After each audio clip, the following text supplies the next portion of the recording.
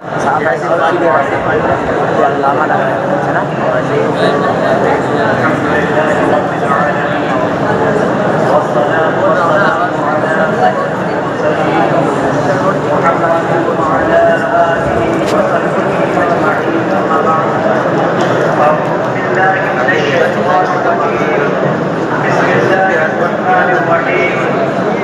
वसीम भाई थोड़े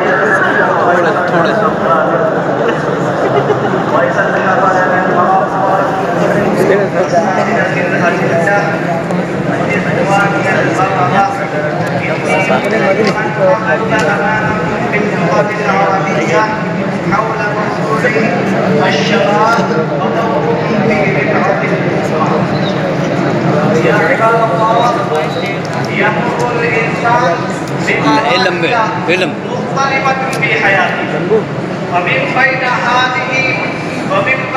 بين هذه المراحل مرحلة ثانية نفيسة وهي مرحلة الشباب، وهي أهم وأشرف وأغلى مراحل الإنسان، وأكثرها استفادة لنفسه ولأمته إذا استفاد حق استفادتها.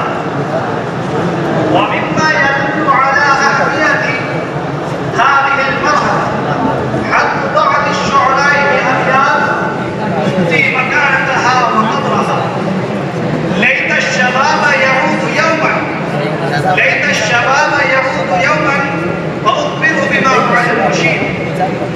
أيها الحضور الكرام، إن الشباب هم قوة الأمة وعماد نهضتها ومبعث عزتها وعظمتها، وهم رأس مالها وعدة مستقبلها وطفلها الثمين وأساسها المتين.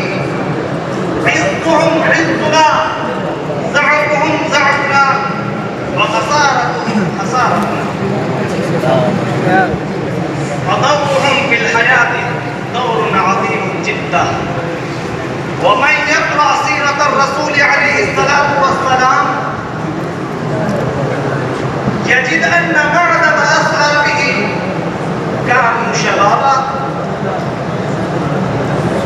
وكثير من أتباعه عليه الصلاة والسلام كانوا من الشبيبة الفتية، أصحاب الهمم العلية والنفوس الزكية،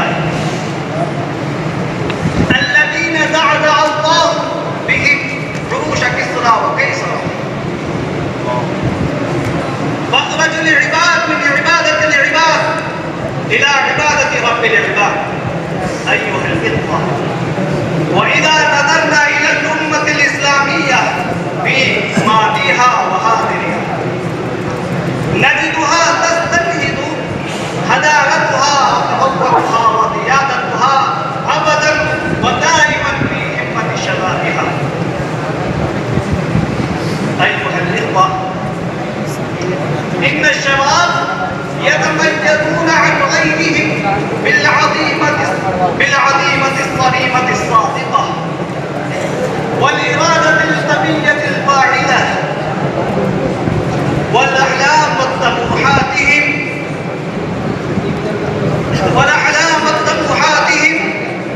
وطموحاتهم المسببة للتقدم والترقي وحب الانتشار والاطلاع والإبداع.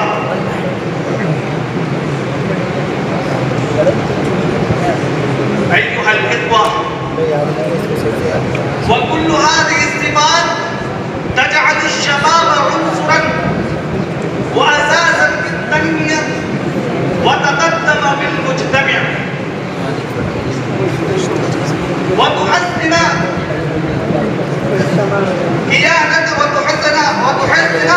حمية الأمة وقيادتها ومكانتها بين الأمم الأخرى. إذا فالحضارة والتقدم مرهونان على الشباب الطبيعي القادر على تحقيق آمال أمته. إننا اليوم بحاجة إلى الشباب المؤمن العافي الحريص المستشعر بواجباته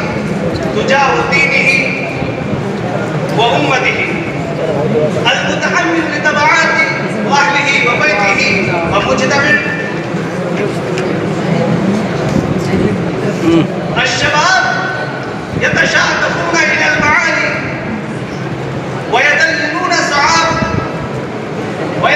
ويصنعون المستحيل. لذا وجب الاهتمام بهذه الشريحة الأمة مهمة في المجتمع وتوجيههم توجيه الصحيح السليم. أيها الإخوة، ولن يتم ذلك إلا من خلال العقيدة السليمة والوسطية والاعتدال، ليكون الشباب على درجة من الوعي والإدراك والمفاهيم الرفيعة التي تعينهم على الانتماء بمجتمعاتهم وأوطانهم. أدعو الله مقلب القلوب ومصرفها أن يقلب قلوب الشباب